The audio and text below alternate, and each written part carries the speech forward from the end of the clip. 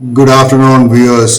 Welcome to my channel. ഇന്ന് 8th October ആണ്. അപ്പോൾ ഇന്ന് മാർക്കറ്റ് നോക്കുകയെന്ന് വെച്ചാൽ ഇന്ന് മാർക്കറ്റ് ഒരു ബൗൺസ് ബാക്ക് ചെയ്തത്. എല്ലാ ദിവസവും മാർക്കറ്റ് സ്ട്രെയിറ്റ് ഫോളിംഗ് ആയിരുന്നു. പക്ഷേ ഇന്ന് മാർക്കറ്റ് ചെറിയൊരു റിക്കവറി കാണിച്ചിട്ടുണ്ട്. പക്ഷേ ഇതൊരു സസ്റ്റൈനബിൾ റിക്കവറി ആണോ എന്നുള്ള കാര്യം നമുക്ക് ഇന്ന് 2 ദിവസം കൊണ്ടേ മനസ്സിലാവും. കാരണം ഇന്നിപ്പോൾ എല്ലാ സ്റ്റോക്സും ഗ്രീനിലാണ് ഞാൻ ഇപ്പോൾ കാണുന്നത്. As you look at the index ആയാലും ശരി, എല്ലാ സ്റ്റോക്സും ഇപ്പം ഗ്രീനിലാണ് ഞാൻ കാണുന്നത്.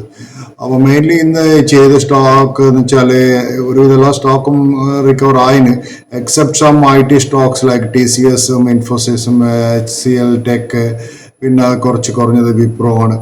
പക്ഷേ ഇതൊന്നും വെലിങ്ങനെ കുറഞ്ഞിട്ടൊന്നുമില്ല. ജസ്റ്റ് എന്താ പറയുക, ചെറിയൊരു 0.5% ആ റേഞ്ചിലേക്ക് കുറഞ്ഞിട്ടുള്ളൂ. പക്ഷേ മെയിൻലി കുറഞ്ഞ ടാറ്റ മോട്ടോഴ്സും ടാറ്റ സ്റ്റീലാണ്.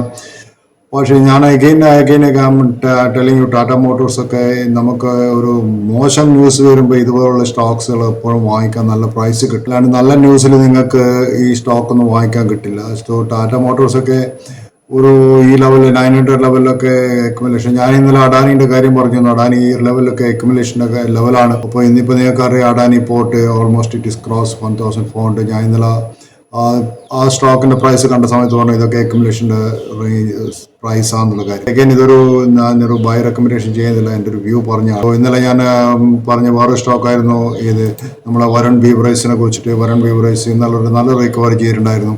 കാരണം 542 ഓൾമോസ്റ്റ് ഇന്നലെ 578 എൻ്റെ ഇന്നലത്തെ വീഡിയോ കണ്ടിട്ടുള്ള കൂട്ടർക്ക് മനസ്സിലാക്കാൻ പറ്റുന്നു ഞാൻ പറഞ്ഞ സ്റ്റോക്ക്. അതുപോലെ ഭാരതി എയർടെലിനെ കുറിച്ച് ഞാൻ സംസാരിച്ചു ഇന്നലെ.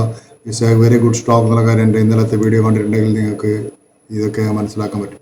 സോ എനിവേ, അത് ഇന്നലത്തെ കാര്യം ഇന്ന് പറയുന്നതിൽ അർത്ഥമില്ലല്ലോ. കാരണം ഇന്നത്തെ മാർക്കറ്റിൽ പൈസ ഉണ്ടാക്കിയ കൂട്ടർ വെച്ചാൽ ഇന്നലെയും മിഞ്ഞാന്ന് വാങ്ങിച്ച കൂട്ടർ ഇന്ന് പ്രോഫിറ്റ് ബുക്ക് ചെയ്തിട്ടുണ്ടാവും. കാരണം ഇപ്പോൾ റിലയൻസ് ഇന്നലെ 2750 വാങ്ങിച്ചു വന്ന് ഇന്ന് 2800 പ്രോഫിറ്റ് ബുക്ക് ചെയ്യാൻ പറ്റും. അല്ലാണ്ട് ഇന്ന് രാവിലെ പോയിട്ട് വാങ്ങിച്ച കൂട്ടർക്ക് അത് പ്രോഫിറ്റ് ബുക്ക് ചെയ്യാൻ വളരെ ബുദ്ധിമുട്ടാണ്.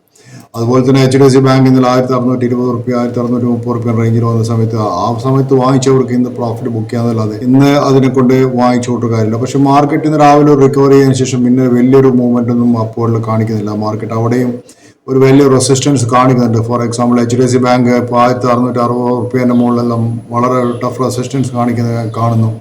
അതുപോലെ റിലയൻസ് നോക്കാൻ ചില 2800 എടുക്കുക വലിയൊരു റെസിസ്റ്റൻസ് കാണിക്കുന്നുണ്ട്. സോ റിലയൻസ് ഒക്കെ 2800 ബ്രേക്ക് ചെയ്യണമെന്ന് എൻ്റെ അപ്പുറത്ത് പറയാമെന്ന് വെച്ചാൽ. പക്ഷേ എനിവേ, ഇപ്പോഴത്തെ മാർക്കറ്റിൽ നിന്ന് ഇലക്ഷൻ റിസൾട്ടും അതിൻ്റെ മാർക്കറ്റിലുള്ള വറീസ് തന്നെയാണ്. ഇലക്ഷൻ റിസൾട്ട് വെയിറ്റ് ചെയ്യുന്നതായിരിക്കും. ചിലപ്പോൾ മാർക്കറ്റ് നാളെ ഇപ്പം ഇലക്ഷൻ റിസൾട്ട് കഴിഞ്ഞിട്ട് എങ്ങനെയാണ് മാർക്കറ്റ് വരുവാന്ന് എനിക്കറിയില്ല. സോ ഇന്ന് നമുക്ക് ചില നല്ല സ്റ്റോക്കുകൾ ചെയ്ത സ്റ്റോക്സുകളെ കുറിച്ച് നോക്കുകയെന്ന് വെച്ചാൽ, ഇന്ന് നല്ല സ്റ്റോക്കുകൾ പറയാന്ന് വെച്ചാൽ നന്നായി ചെയ്ത സ്റ്റോക്ക് ഈ അഡാനി പോർട്ട് തന്നെയാണ്. സെൻസെക്സിൽ ചെയ്ത stocks it has done extremely well. Adani port, പിന്നെ ഹിന്ദുസ്ഥാൻ ഫ്ലോറോ കാർബൺ എന്ന് പറഞ്ഞൊരു company, it is done very well. 21 സ്റ്റോക്കാണ് ഹിന്ദുസ്ഥാൻ ഫ്ലോറോ കാർബൺ എന്ന് പറഞ്ഞ സ്റ്റോക്സ്. സോ അതെല്ലാം ക്യാഷ് സ്റ്റോക്സ് ആണ് ആക്ച്വലി പറയാന്ന് വെച്ചാൽ. ഈ ഇങ്ങനെയുള്ള സ്റ്റോക്സുകളൊക്കെ ക്യാഷിൽ വാങ്ങാൻ. പക്ഷേ നിഫ്റ്റിയിലെ സ്റ്റോക്സുകൾ ഞാൻ പറയാന്ന് വെച്ചാൽ മെയിൻലി ചെയ്ത സ്റ്റോക്സ് ഈ അഡാനി ഗ്രൂപ്പ്സ് ആണ്. പിന്നെ Zomato also move well. Zomato 3% move ചെയ്തിട്ടുണ്ട്. ട്രെൻഡ് എന്ന് പറഞ്ഞ സ്റ്റോക്ക് നന്നായിട്ട് മൂവ് ചെയ്തിട്ടുണ്ട്, 6%. ബജാജ് ഹൗസിംഗ് ഫൈനാൻസ് നന്നായിട്ട് മൂവ് ചെയ്ത സ്റ്റോക്കാണ്, 10% മൂവ് ചെയ്തിട്ടുണ്ട്. ബജാജ് ഹൗസിംഗ് ഫൈനാൻസ് 149 ചെയ്തത്. Mahindra is also 3000 below, cross ചെയ്യുന്നില്ല മഹീന്ദ്ര. ടാറ്റ പവർ ഈസ് നന്നായിട്ട് മൂവ് ചെയ്തിരുന്നത്. റെയിൽ വികാസ് നിഗം 5% മൂവ് ചെയ്ത സ്റ്റോക്കാണ്. ഹിന്ദുസ്ഥാൻ എയറോനോട്ടിക്സ് ഓൾസോ 4% മൂവ് ചെയ്തിട്ടുണ്ട്. Power finance corporation, REC both moved above 4%. Bharat electronics എന്നൊരു കമ്പനി 3% അബവ് മൂവ് ചെയ്തിട്ടുണ്ട്. Larsen & Toubro, Mazagon Docs ഇതൊക്കെ നന്നായി മൂവ് ചെയ്തിട്ടുണ്ട്. Axis bank has done well. NPTC move well. Indian railway finance corporation 158 almost 3% move ചെയ്തിട്ടുണ്ട്. Max health care 3% move ചെയ്തിട്ടുണ്ട്. So overall നോക്കുകയെന്ന് വെച്ചാൽ ഇന്ന് മാർക്കറ്റിൽ നല്ലൊരു മൂവ്മെൻറ്റ് ഞാൻ കാണുന്നു.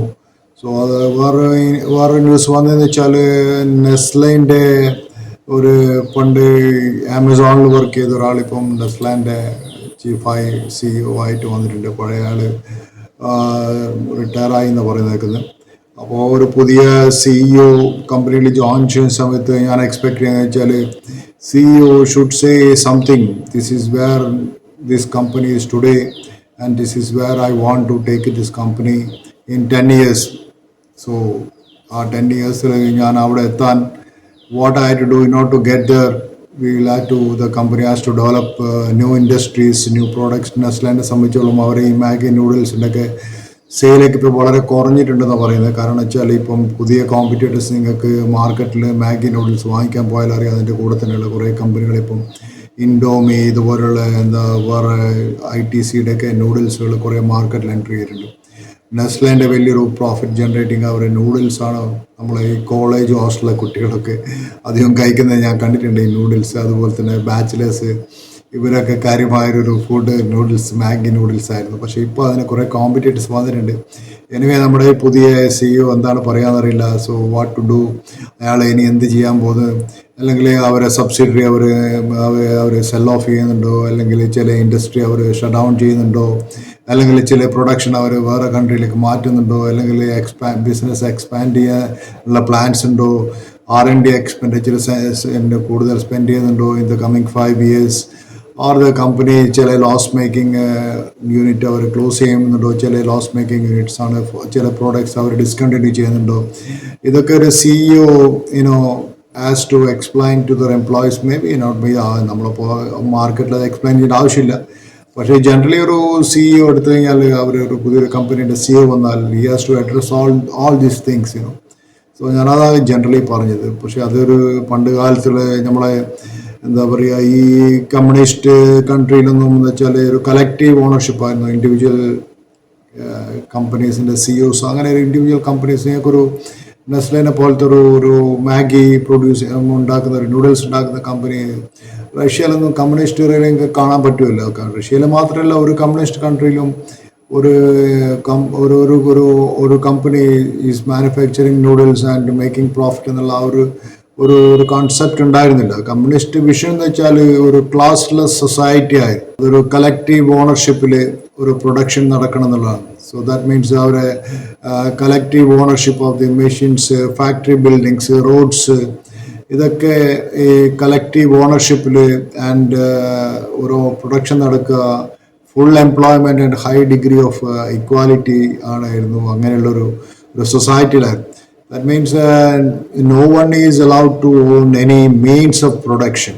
Virtually all enterprises were run by professional managers. ചെറിയ റെസ്റ്റോറൻറ്റ്സും അഡ്രസ്സസും ഒഴിച്ചു കഴിഞ്ഞാൽ ബാക്കി ഒരുവിധം റഷ്യയിലുള്ള ഇതെല്ലാം ഒരു കളക്റ്റീവ് ഓണർഷിപ്സിൽ റൺ ചെയ്ത എൻ്റർപ്രൈസ് ആയി. സോ അതുകൊണ്ട് എന്താ സംഭവിച്ചതെന്ന് വെച്ചാൽ റഷ്യക്ക് അറിയാമല്ലോ നിങ്ങൾക്ക്, they don't have the visionary entrepreneurs like നാരായണമൂർത്തിനെ പോലെയുള്ള ആൾക്കാർക്കോ ശിവനാടാറ് പോലെയുള്ള ആൾക്കാരുള്ളോ നിതിൻ കാമത്തിനെ പോലത്തെ ആൾക്കാർക്കോ റഷ്യയിൽ ഫ്ലറിഷ് ചെയ്യാൻ പറ്റില്ല. കാരണം അത് കളക്റ്റീവ് ഓണർഷിപ്പിൽ മാത്രമേ ഒരു എൻ്റർപ്രൈസ് റൺ ചെയ്യാൻ പറ്റൂ. ഇതുപോലുള്ള പുതിയ അഡാനിനെ പോലെയുള്ളോ അല്ലെങ്കിൽ അംബാനിനെ പോലെയുള്ള ആൾക്കാർക്ക് റഷ്യയിൽ ഫ്ലറിഷ് ചെയ്യാൻ പറ്റില്ല. അപ്പോൾ അതാണ് ഈ കളക്റ്റീവ് ഓണർഷിപ്പും ക്ലാസ്ലെസ് സൊസൈറ്റി എന്ന് പറയുന്നത്. അപ്പോൾ ഇത് എന്താ ചെയ്യുന്ന വെച്ചാൽ അവരെ സംബന്ധിച്ചോളം അവിടെയുള്ളൊരു വലിയൊരു ത്രെട്ട് എന്താന്ന് വെച്ചാൽ അതിനൊരു ഫുൾ എംപ്ലോയ്മെന്റ് എല്ലാവർക്കും കളക്റ്റീവ് ഓണർഷിപ്പ്.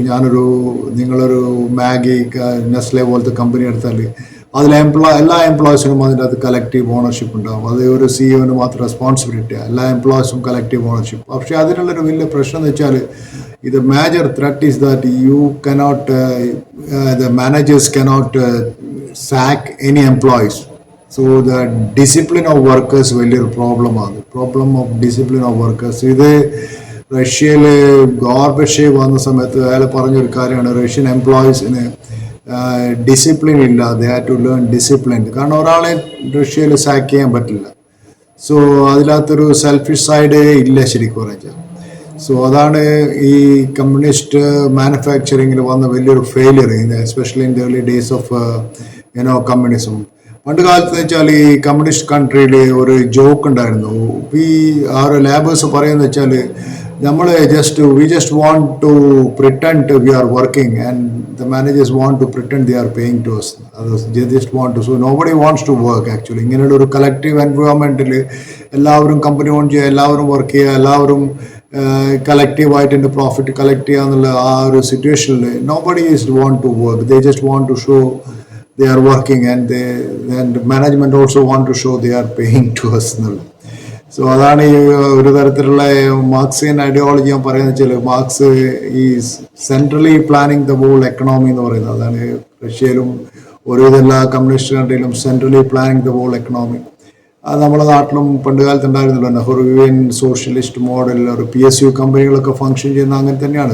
ഒരു PSU company, who is running the PSU companies? നമ്മളെ ബ്യൂറോക്രാറ്റ്സ് ആണ് PSU കമ്പനീസ് റൺ ചെയ്യുന്നത്. സോ അവർക്ക് കമ്പനിക്ക് പ്രോഫിറ്റ് കാണിക്കുന്നു, പ്രോഫിറ്റ് കാണിച്ചാലും ലോസ് കാണിച്ചാലും government is paid salary. So അതാണ് PSU കമ്പനികളെ വലിയൊരു പ്രശ്നം. അവരൊരു സെൻട്രൽ മിനിസ്റ്റേഴ്സിന്റെ പ്ലാനിങ് പ്രകാരമാണ് ഈ കമ്പനികളെല്ലാം റൺ ചെയ്യുന്നത്. സോ ഈ ലൈഫ് ഗവൺമെന്റിലും പ്രാക്ടീസ് പ്ലാനിങ്. സോ അതാണ് ഞാൻ പറഞ്ഞു വന്നത്. സോ എനിവേ ഞാനിപ്പോൾ ഈ നെസ്ലാൻ്റെ കാര്യം പറഞ്ഞ സമയത്ത്, പുതിയ CEO വന്ന സമയത്ത് പറഞ്ഞൊരു കാര്യമാണ് ഞാൻ അതിനെക്കുറിച്ച് പറഞ്ഞത്. സോ ഇന്നത്തെ മാർക്കറ്റിന് ഇപ്പം നമുക്ക് ഇപ്പം സമയം ഏകദേശം 1 മണി കഴിഞ്ഞു. So let us see how the market is going. ഇപ്പം ഞാൻ രണ്ട് ദിവസം ഞാൻ പറഞ്ഞത് നിഫ്റ്റി വിൽ ടച്ച് 24,800 എന്നുള്ളത്. അത് ഇന്നലെ വന്നിരുന്നു നിഫ്റ്റി 24,800. ഞാൻ പ്രതീക്ഷിക്കുന്ന നിഫ്റ്റി ഒരു 24,000 വരാൻ സാധ്യതയുണ്ട്. കാരണം ഇപ്പോഴത്തെ വാർ സിറ്റുവേഷനിൽ let us wait and watch. ഇന്നിനി അത് മാർക്കറ്റിൽ സെൽ ഉണ്ടാവും തോന്നില്ല. കാരണം മാർക്കറ്റ് ഈസ് വെരി സ്ട്രോങ് സ്പോട്ടിലാണ് ഇന്ന് കാണുന്നത്. So thank you very much for viewing my channel. Kindly do subscribe my channel. Have a nice day.